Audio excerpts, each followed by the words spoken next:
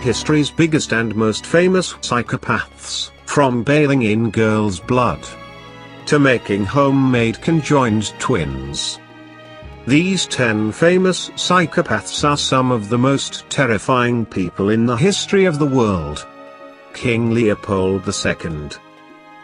King of Belgium from 1865 to 1909, Leopold II is best known for ruling over the Congo Free State in Central Africa between 1885 and 1908.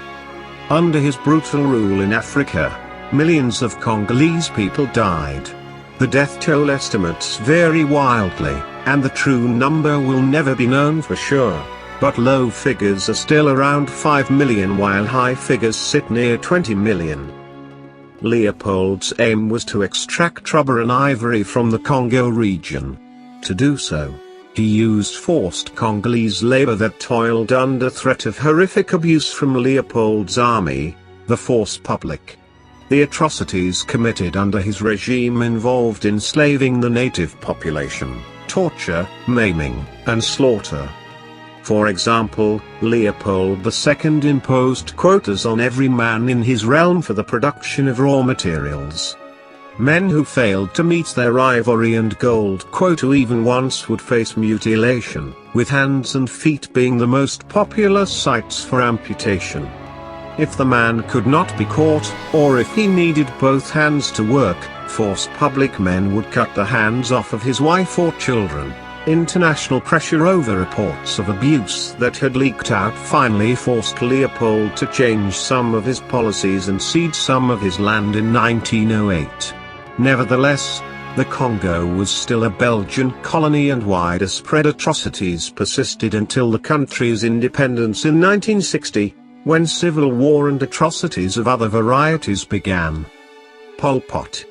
Pol Pot became the leader of the Khmer Rouge Party and Prime Minister of Cambodia from 1976 to 1979. He had held the position in a de facto role since mid-1975, but after coming into power officially, he imposed a fierce agrarian policy that led to the demise of about 25% of the Cambodian population. Pol Pot formed a communist peasant farming society, where all of Cambodia's cities were forcibly vacated, and the 2 million residents were forced to live and work in the countryside. Citizens were forced into slave labor. Work began from 4 a.m. and lasted until 10 p.m., overlooked by Khmer Rouge soldiers. Aside from slave labor, the citizens had to endure malnutrition. Workers were permitted one 180-gram tin of rice every 2 days, poor medical care, and executions if there were any infractions.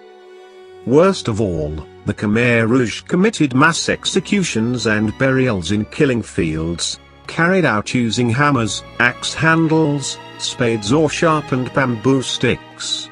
The killings targeted all sorts of perceived threats and undesirables, including intellectuals, urban professionals, supposed foreign sympathizers, opponents of communism, and others. His regime came to an end in 1979 when the Vietnamese army invaded Cambodia and drove out Pol Pot and the Khmer Rouge. It is estimated that 2 million people died under his regime. Ivan IV of Russia, better known as Ivan the Terrible, was the Grand Prince of Moscow from 1533 to 1547, and the first Tsar of Russia from 1547 until his death in 1584. His lengthy reign was marked by the expansion of the Russian borders and its progression from being a medieval state to a powerful empire. Ivan had a peaceful reputation at the beginning, not receiving the sobriquet until later.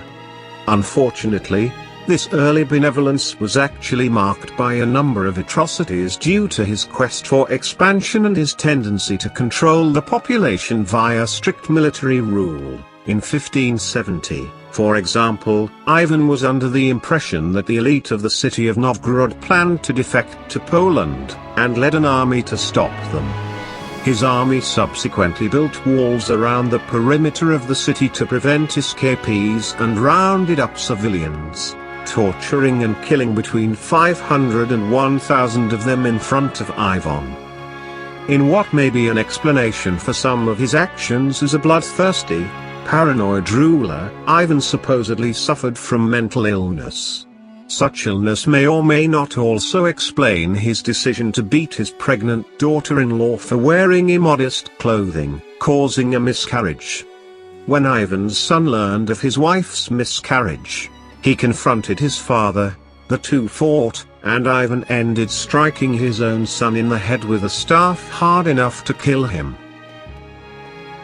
Elizabeth Bathory.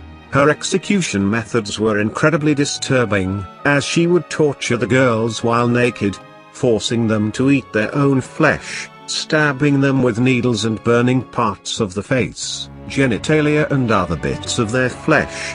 Bathory would torture them for weeks, and many would starve or else be burned or frozen to death. It is also widely believed that she would bathe in their blood under the delusion that it would help her retain her youth. She was eventually caught in 1610, but her affluence and power shielded her from many serious consequences. She was simply forced to while away the remainder of her life in a small set of rooms while guards watched over her until her death in 1614. Inspiration for the Countess Dracula and a woman deemed one of the most prolific serial killers of all time, Elizabeth Bathory specialized in the grotesque and purely vile. Born in 1560, she served as a countess in the Kingdom of Hungary but has since become known for her sadistic crimes. Though the number of her victims is disputed, it is believed that she was responsible for torturing and killing hundreds of girls between 1585 and 1610. Heinrich Himmler. Born in 1900, Heinrich Himmler was the second most powerful Nazi and possibly the most feared man in Nazi Germany. As the leader of the SS from 1929 to 1945, Himmler was responsible for conceiving and implementing the Holocaust. Himmler served as the head of the unified police forces in Germany and also held command of the German concentration camps, organizing and ensuring that the death trains ran on time and that the camps adhered to strict standards of murderous efficiency. His decisions and efforts helped cause the deaths of some 11 million people, including Jews, Poles, Russians, Communists, and other groups deemed fit for death by the Nazis. As for his own personal cruelty amid the enormous wave of murder, it is said that Himmler's house contained furniture and books made from the bones and skins of his Jewish victims. He eventually committed suicide by poison in 1945 as the Nazi regime fell and his comrades were being taken prisoner or executed. Adolf Eichmann. Like Himmler, Nazi leader Adolf Eichmann was another of the Holocaust's main orchestrators. He was an instrumental part of the 1942 Wannsee Conference, at which Nazi leaders first coordinated on the plan for the Holocaust. Once things were in motion, Eichmann helped preside over the mass deportation of Jews into concentration camps, tirelessly working to organize the transportation, murder, and disposal of Holocaust victims, largely Jews hailing from Eastern Europe. After the war, Eichmann eluded capture for 15 years but was eventually tried and hanged for his crimes in 1962. Showing neither hatred nor mental illness during his trial, Eichmann provided evidence that, according to Nazi hunter Simon Wiesenthal, you don't need to be sadistic or mentally ill to kill millions, a desire to do your duty will suffice. One of Eichmann's Nazi comrades once heard him say that he would leap laughing into the grave because the feeling that he had 5 million people on his conscience would be for him a source of extraordinary satisfaction. Thomas de Torquemada, the Grand Inquisitor of Spain and a central architect and perpetrator of the Spanish Inquisition starting in 1478. The Inquisition's tribunal was created by the Spanish monarchy to weed out anyone that they believed to pose a threat to the Roman Catholic Church in Spain. The Inquisition led to the death, torture, and rape of thousands, usually without evidence. Torquemada would order Jews and others perceived to be an anti-Catholic threat to be tortured or killed, inventing several specific torture techniques just for them. People were tortured by means of burning, suffocation, and starvation. Specific torture schemes included the garrocha, pulling a prisoner's arms and legs from their sockets; the tucker, water was forced down the victim's throat; and porto, tight cords tied around the victim to stop blood from flowing.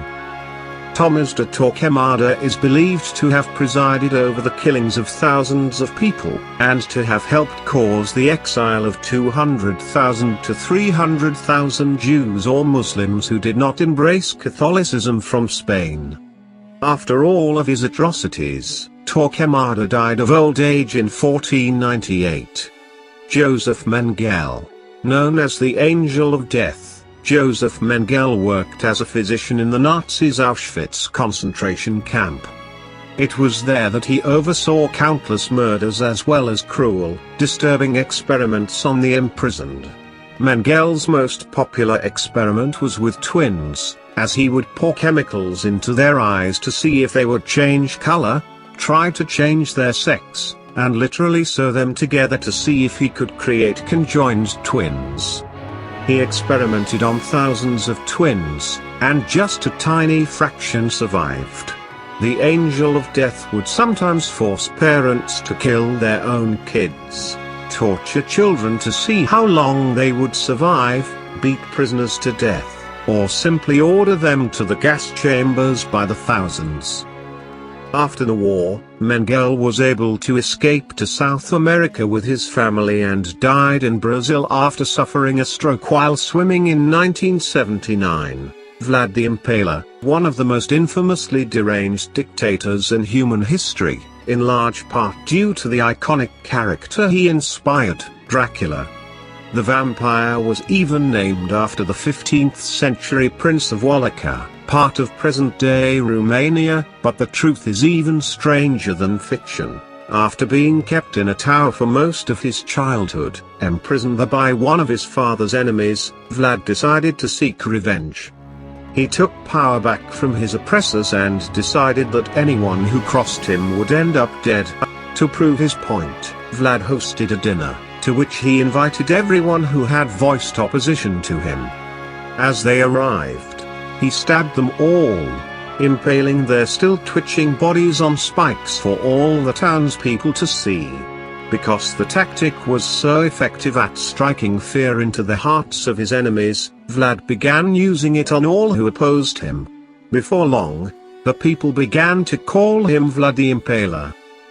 He certainly lived up to his name, impaling 20,000 of the 80,000 total people killed under his regime on spikes to send a message. Legend has it that he would even host dinner parties in a forest made of spikes, the bodies impaled on them still dripping blood. He ultimately died a bloody death himself while fighting against the Ottomans circa 1476–1477. Jim Jones. Though the phrase drinking the Kool-Aid is used a little bit as a joke today, to poke fun at someone who's buying into a scam or a group mentality, the origins of the phrase are quite sinister. In 1978 in Guyana, 900 people, 300 of them children, drank cyanide-laced Kool-Aid and died at the behest of their cult leader, Jim Jones. Until September 11, the Jonestown Massacre, as it came to be known, was considered the single largest deliberate loss of American civilian life in history. Jones had started his Jonestown colony in Guyana as a place for his people's temple cult to escape what he perceived to be the stresses of modern American life. Often strung out on various drugs, Jones brought his isolated followers to his colony, where he continuously told them he could help them while teaching them to fear the outside world.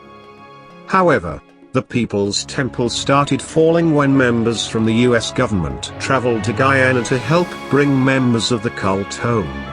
Jones had instilled so much fear in his followers that they believed the government officials were there to bring them to concentration camps, or kill them. Scared they would die as captives in the United States, they rallied together around Jones for support. Rather than helping them, he killed them all, lacing large batches of an off-brand Kool-Aid with cyanide, and encouraging them to feed it to their children and take it themselves. That same day, he killed himself with a gunshot to the head.